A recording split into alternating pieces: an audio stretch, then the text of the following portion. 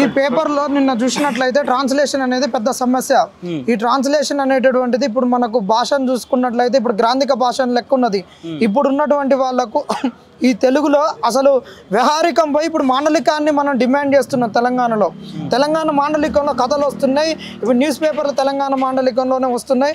వార్తలు కూడా తెలంగాణ మాండలికంలో రాస్తున్న తరుణంలో గ్రాంధికం లెక్క పోయినప్పుడు విద్యార్థులు ఏ విధంగా దాన్ని అర్థం చేసుకోగలుగుతారు? అది ఏంది టెక్నికల్, ఒక జాగ్రఫీని, ఒక పాలిటీని, ఒక ఎకానమీని, ఒక శాస్త్రీయమైనటువంటి ఒక విషయాలను నువ్వు ట్రాన్స్లేషన్ చేసేటప్పుడు ఒక ప్రామాణికంగా లేకుండా ఒక గ్రాంధికం లెక్క ఉండేటటువంటి ట్రాన్స్లేషన్ చేసినప్పుడు విద్యార్థులకు అక్కడ అయోమయానికి గురవుతున్నారు. కాబట్టి నువ్వు ట్రాన్స్లేషన్ను మంచిగా చేయాలి.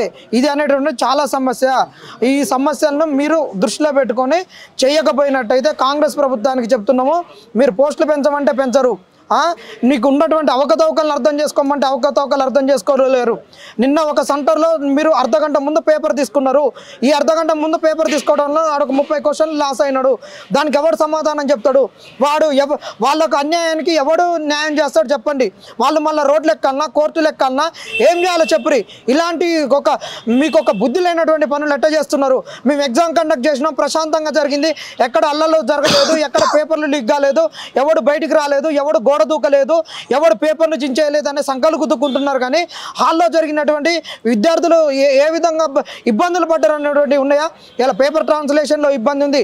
ఆడ గోడకు వాచ్ లేదు, వాల్ క్లాక్ లేకపోవడం వల్ల, సమయం లేకపోవడం వల్ల తెలియక ఒకడు 5 నిమిషాల ముందు తీసుకున్నాడు, ఒకడు 10 నిమిషాల ముందు తీసుకున్నాడు, సమయం ఎంత అవుతుందో తెలియదు. ఎవడు చెప్పినటువంటి ఈ దుస్థితి నుండి అభ్యర్థులు ఎట్లా ఇవన్నీ సమయభావం, నువ్వేమైనా ఎక్కువ సమయం ఇస్తావా, నీటి లెక్క ఏమైనా గ్రేస్ పీరియడ్ ఇస్తావా, నువ్వు రేపు ఏం కలుపుతావు, ఎట్టగలుపుతావు, ఇలాంటి అంశాలు బ్లూ ప్రింట్ అనేది ఇవాళ ఎవ్రీ ఇయర్ నువ్వు నోటిఫికేషన్ ఇవ్వవు. కాబట్టి ఏపీ వాడు ఏ విధంగా బ్లూ ప్రింట్ ఇస్తున్నాడో అట్లా బ్లూ ప్రింట్ ఇచ్చి ఇవ్వాలి క్వశ్చన్స్. నీ రాజ్యాంగం ఇష్టం వచ్చినట్టు క్వశ్చన్లు ఇస్తే అది జీకే పేపరా, లేకుంటే నువ్వు ఆడ కూర్చోబెట్టుకొని వేదికల మీద కౌన్ బనేక కరోడ్పతి లెక్క ఎక్కడి నుంచి అట్లా క్వశ్చన్స్ ఇస్తావా? అట్లా ఇస్తా అంటే చెప్పు, సెల్ ఫోన్ని గూగుల్లో సెట్ చేసుకొని రాస్తావు డిపార్ట్మెంట్ ఎగ్జామ్ రాసినట్టు.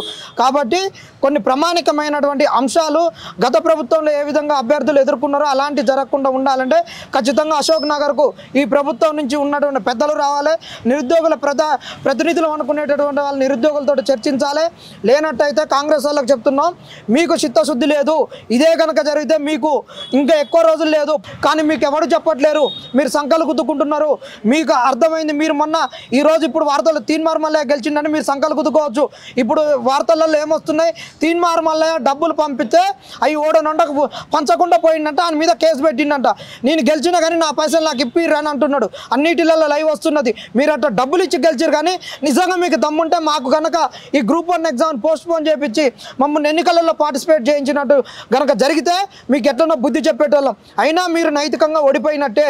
ఆడ ఓడిపోయారు, మేము పాల్గొనలేదు, మేము పెద్ద గొప్ప వాళ్ళం అనుకున్నారు కదా. మీరు గొప్ప వాళ్ళు అనుకుంటే మీకు 8 సీట్లు ఎందుకు తగ్గినాయి అది గుర్తుపెట్టుకోరు. ఈరోజు కాంగ్రెస్ వాడు ప్రతి ఒక్కటి వచ్చి ముందుకొచ్చి ఆహా ఇది అది అని మీరు అందరు చెప్పుకుంటున్నారే. మీకు గనక నిజంగా చిత్తశుద్ధి ఉంటే మా దగ్గరకు వచ్చి మాట్లాడరు. మీరు ఈ 5 ఏళ్ళు రాజకీయం చేసుకుంటాం, వీళ్ళతోటి అవసరం లేదనుకుంటే మీకు ఏ గతి పడుతుంది ఆ గతి పడుతుంది. మీరు అనుకోవచ్చు ఈ 5 ఏళ్ళు వీళ్ళతోటి ఏం కాదని. ఎప్పుడైనా ఎన్నికలకు వచ్చేటప్పుడు నిరుద్యోగ సమస్య, తర్వాత పోతే రైతు సమస్య ప్రాథమికంగా ఎన్నికలలో ఎజెండాలుగా మారుతాయి. వాళ్ళే ప్రభుత్వాలను దింపేది. పక్క రాష్ట్రంలో జగన్ ఏం చేసిండు? జాబ్ క్యాలెండర్ అని పక్కన పెట్టేసిండు, మెగా డిఎస్ అని పక్కన పెట్టేసిండు, అన్ని పోస్టులు పెంచుతున్నాడు. గ్రామ వాలంటీర్లను తెచ్చితే కర్రు కాసి వాత పెడితే 150 సీట్ల పై చిలుకున్నోనికి అలా 11 సీట్లు వచ్చినాయి. రేపటి నాడు మిమ్మల్ని గద్దె దింపేది, పాతాళానికి తొక్కేది మళ్ళీ నిరుద్యోగులే. ఎంతో కాలం పట్టదు, గుర్తుపెట్టుకోరి. 4 ఏళ్ళు చెలగాటం ఆడవచ్చు. 4 ఏళ్ళ తర్వాత మా అంశాలతో మీరు ఎన్నికలలోకి వస్తారు. అప్పుడు ఒక్కొక్కళ్ళకి మీకు ఉంటుంది. ఈరోజు నిరుద్యోగం ఉన్నోడు రేపు ఉండకపోవచ్చు, రేపు వీడు ఒక గృహస్థుడు కావచ్చు. కానీ ఇంకొక నిరుద్యోగుడు అనేటోడు వస్తూనే ఉంటుంది. ఈ సమస్య ఎప్పుడు ఉంటూనే ఉంటుంది. ఖబర్దార్ కాంగ్రెస్ నాయకులారా, మీరు అనుకున్నంత ఈజీగా లేదు, మీరు అనుకున్నట్టు సంఘాలు గుద్దుకునేటట్టు లేదు. త్వరలోనే ఒక కార్యాచరణను దాల్చి అన్ని యూనివర్సిటీలను కలిసి ఇక్కడ ఉన్నటువంటి ప్రజావేదికలను కలుపుకొని, ఇక్కడ ఉన్నటువంటి ప్రజాస్వామికవాదులను కలుపుకొని, ఇక్కడ ఉన్నటువంటి విద్యార్థి సంఘాలను కలుపుకొని, ఇక్కడ ఉన్నటువంటి నిరుద్యోగులను కలుపుకొని, అందరినీ కలుపుకొని ఒక వేదిక ఏర్పాటు చేసి మీ మీద ప్రెజర్ గ్రూప్గా తయారవుతాం. కానీ ఇటు ఎవరికి ఆడు ఎక్కడోడు అక్కడనే ఉండి, ఎక్కడ వేసిన గొంగడు అక్కడనే ఉంది, మా మీదకి ఎవడు రాడు, మా ఇష్టరాజ్యం అనుకుంటారు కదా. మీకు ఖబర్దార్, ఒక 2 నెలల్లోనే నిరుద్యోగుల సురుకే ఏందో మీకు వాత కాల్చి పెట్టకుంటే మీ తెలంగాణలో ఉన్నటువంటి తెలంగాణ ఈ మట్టి యొక్క వాసన ఏందో మీకు చూపించకపోతే మీ తెలంగాణ భూమిపుత్రులం కాదని హెచ్చరిక జారీ చేస్తున్నాం. దాంతో బ్రదర్ ఇప్పుడు గ్రూప్ 1కి సంబంధించి కొన్ని ఇష్టానుసారంగా ప్రశ్నలు ఇస్తున్నారని చెప్తా ఉన్నారు. సో ఇలాంటి ఆ ప్రశ్నలు చెప్పగలుగుతారు? ఆ ప్రశ్నలు ఏంటంటే ఇప్పుడు ఉన్నటువంటిది వీళ్ళు ఏంటంటే వీళ్ళు చెప్పేది ఎగ్జామ్ అన్నప్పుడు మేము ఒక ఇచ్చినాము, ఒక క్వశ్చన్స్ ఒక సిలబస్ ఇచ్చినాము, అంశాలలోకి వెళ్ళి ఎట్టనైనా తీసిస్తామంటారు. అది కాదు, అట్లా ఇవ్వచ్చు. కానీ ఆ ఏరియాకి ఈ ఏరియాకి ఇన్ని క్వశ్చన్లు 150 క్వశ్చన్లు ఉన్నాయి. నువ్వు ఉన్నటువంటి సిలబస్ పెట్టినావు, ఇగో ఈ ఏరియాకి ఇన్ని క్వశ్చన్లు, జాగ్రఫీ, ఇండియన్ కల్చరు, తర్వాత current affairs, international relations, biodiversity, science and technology, దీనికి ఇన్ని ఇస్తామని పెట్టాలి కదా. పెట్టకుండా నువ్వు ఇష్టం వచ్చినట్టు ఒక్క దాంట్లోకి వెళ్ళి ఇట్లా గంప గుత్తగా తీసుకొని టొక్కా నుంచి తీసి రాశిలో చారడు అన్నట్టు ఇట్లా పోసి రాశిలో దోషుడు అన్నట్టు ఆడ పక్కన పోసుకుంటే కుదరదు కదా.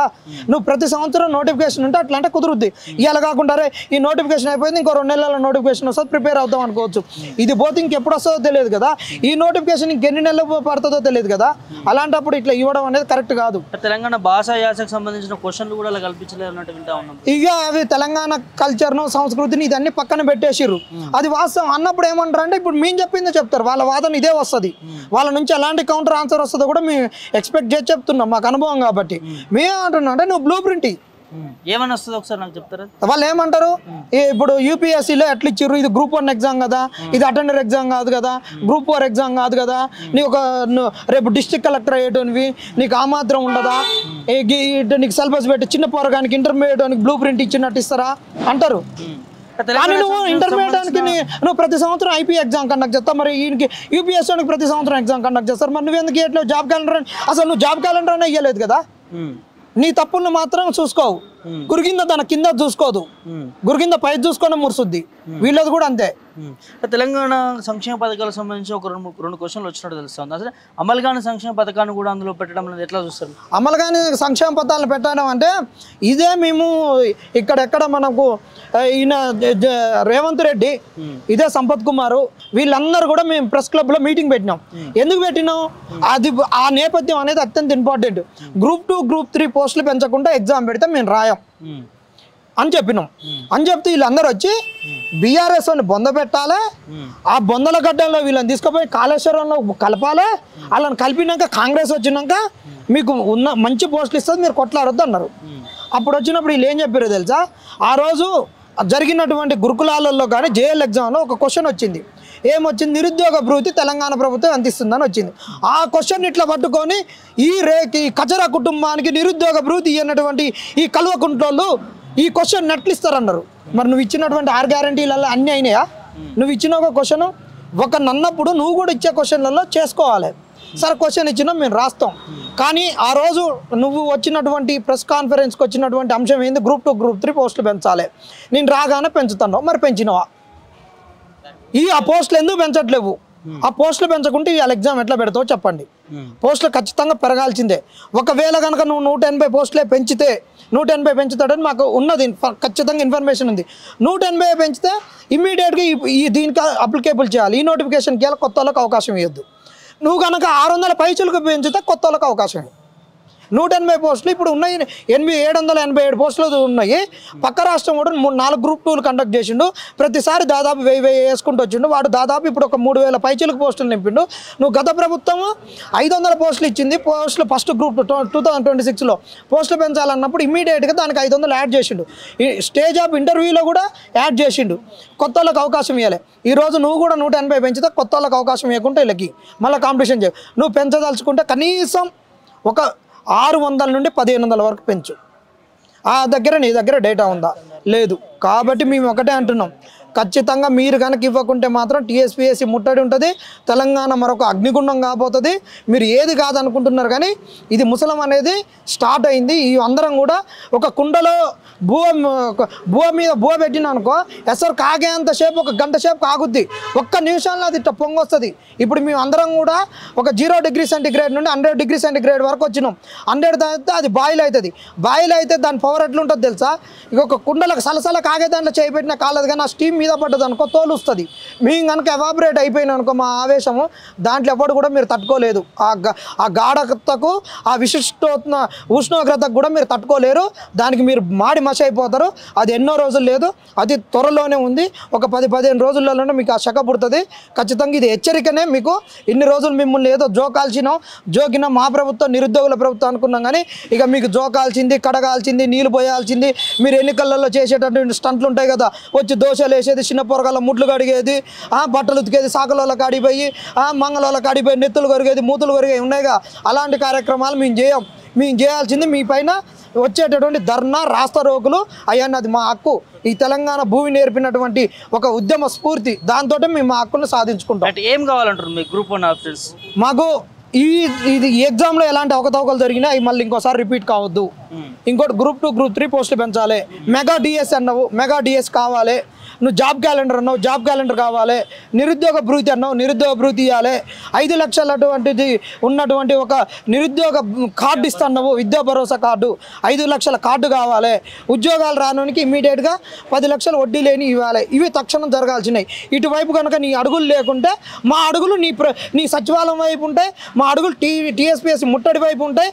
మా అడుగులు ఎక్కడికి వస్తే అమరవీరుల స్తూపం వైపుకి వచ్చి అక్కడనే కూర్చొని మీ ప్రభుత్వానికి కూడా అమరవీరుల స్తూపం దగ్గర గుంత తోడతాం. ప్రతిపక్షాలు ఏం చేయాలంటే ఇక నుంచి నిరుద్యోగుల పక్షాన నిలబడాలి. ఇప్పటి వరకు మీరు గొంతెత్తలేదు. ఇక నుంచి మీరు గొంతెత్తడమే కాకుండా నిరుద్యోగుల పక్షాన పోరాడుతూ, అత్యంత ముఖ్యమైనటువంటి అంశం ఏంటంటే, ఈరోజు ఒక జగిత్యాల దగ్గర ఒక సెంటర్లో 5 నిమిషాలు, ఇంకొక సెంటర్లో ఒక హాఫ్ అన్ అవర్ ముందు క్వశ్చన్ పేపర్ తీసుకున్నారు. ఈ హాఫ్ అన్ అవర్ టైం వాళ్ళు ఎవరికి ఇస్తారు? వాళ్ళకి ఎట్లా? వీళ్ళు పోయిన నష్టాన్ని వాళ్ళు కోర్టులో వెళ్ళి వాళ్ళకి న్యాయం జరగాలని ఛాలెంజ్ చేసే క్రమంలో వాళ్ళు న్యాయాన్ని పొందడానికి కోర్టులలో లక్షలలో అడ్వకేట్లకు ఫీజులు చెల్లించాల్సిన అవసరం ఉంటుంది. కాబట్టి ఈరోజు బీఆర్ఎస్కి లీగల్ టీం ఉంది, బీజేపీకి లీగల్ టీం ఉంది, ఈరోజు బీఎస్పీకి లీగల్ టీం ఉంది, ప్రతి పార్టీకి లీగల్ టీం ఉంది. మీ కార్యకర్తలు కనుక ఏదైనా కొట్లాటలలో ఉన్న మీ కార్యకర్తల పైన దాడులు జరిగినా వాళ్ళని కాపాడుకోవడానికి మీ లీగల్ టీములు పనిచేస్తాయి. ఎన్నికలప్పుడు మీకు ఓట్లు వేపించడానికి నిరుద్యోగులు పనికొస్తారు కదా. ఇప్పుడు మీ నిరుద్యోగుల పక్షాన మీ లీగల్ టీంలు ఎందుకు పనిచేయవు? కోర్టులో కేసు పడితే మీరు నిరుద్యోగుల దగ్గరకు వచ్చి ఎగ్జామ్ అయిపోగానే మీకు ఏ సమస్యలు ఉన్నాయి, ఎగ్జామ్ ముందు మీకు ఏ సమస్యలు ఉన్నాయి, మీరు కోర్టుకు పోతే మీరు ఎట్లా కోర్టులో ఏ సమస్య మీద కోర్టుకు పోవాలనుకుంటున్నారు? అది మా భరోసా, మా లీగల్ టీములు ఉన్నాయి. మీరు లక్షలు ఖర్చు పెట్టాల్సిన అవసరం లేదని ఈరోజు అందరూ మీరు ప్రతి ఒక్కళ్ళు ఇవాళ బీఆర్ఎస్ అయినా, బీజేపీ అయినా, కమ్యూనిస్టులు అయినా, బీఎస్పీలు అయినా, మిగతా ప్రతిపక్ష పార్టీలు ప్రతి ఒక్కళ్ళు కూడా ఇవాళ మీరు ప్రతిపక్షం గట్టిగా ఉంటేనే ఈరోజు ప్రజాప్రభుత్వం అనేది జరుగుద్ది. పేరుకి ఆడ ప్రజాప్రభుత్వాన్ని భవనాలకు పేర్లు మార్చుకుంటే, అక్కడ ఉన్నటువంటి ఆదర్శ పురుషుల యొక్క పేర్లు మార్చుకుంటే ఇది ప్రజాపాలన కాదు. మీరందరూ కూడా వెళ్ళి వాళ్ళ సంకనం చేరితే ఇక్కడ ఉన్నటువంటి ప్రజలకైనా నిరుద్యోగులకైనా కన్నీరే మిగులుద్ది. కాబట్టి ఈ ప్రతిపక్షాలు మాట్లాడాలి. ఈరోజు ఉన్నటువంటి ప్రతిపక్షాలు మీ లీగల్ టీంలను నిరుద్యోగులకు ఎంగేజ్ చేయాలి. నిరుద్యోగుల పక్షాన మీ లీగల్ టీంలు కొట్లాడాలి. అప్పుడే నిరుద్యోగులకు న్యాయం జరుగుద్ది. మాకొక్కళ్ళకే కాదు, తెలంగాణలో ఏ సమస్య ఉన్నా కానీ మీ లీగల్ టీంలు ఆ సమస్యలపైన కేసులు వేయాలి. మీరు హైకోర్టులలో ఛాలెంజ్ చేయాలి, కింద కోర్టులలో ఛాలెంజ్ చేయాలి. అప్పుడే మీకు ప్రజలకు దగ్గర అవుతారు, మీరు అధికారంలోకి రావడానికి అవకాశం ఉంటుంది. మీరు కనుక ఇది చేయకుంటే ఈ పాలక పక్షము మా మీద స్వవిహారం చేస్తుంది, మమ్మల్ని దాడి చేస్తుంది, మా మీద ఆర్థిక దాడులు జరుగుతాయి. ఎందుకంటే వాళ్ళు కోర్టుకు ఎక్కినప్పుడు మేము కోర్టుకు ఎక్కాలంటే అది మా పైన ఒక ఆర్థిక దాడే. కాబట్టి మిమ్మల్ని చేతులెత్తి విన్నవిస్తున్నాం. ఖచ్చితంగా మీ లీగల్ టీంలో మాకు పనిచేయాలని కోరుకోవడం జరుగుతుంది. నిన్న జరిగినటువంటి అన్యాయానికి మీరు ఇమ్మీడియట్గా కోర్టులో మీరే కేసు వేయాలి, హైకోర్టులో రిట్ పిటిషన్ చేయాలి. రిట్ పిటిషన్ వేయాలి. సింగిల్ బెంచ్లు ఏదొచ్చినా డివిజనల్ బెంచ్ పోవాలి, సుప్రీంకోర్టుకు పోవాలి. ఈ బాధ్యత మీరే తీసుకోవాలని మిమ్మల్ని ప్రతిపక్షాలను వేడుకోవడం జరుగుతుంది.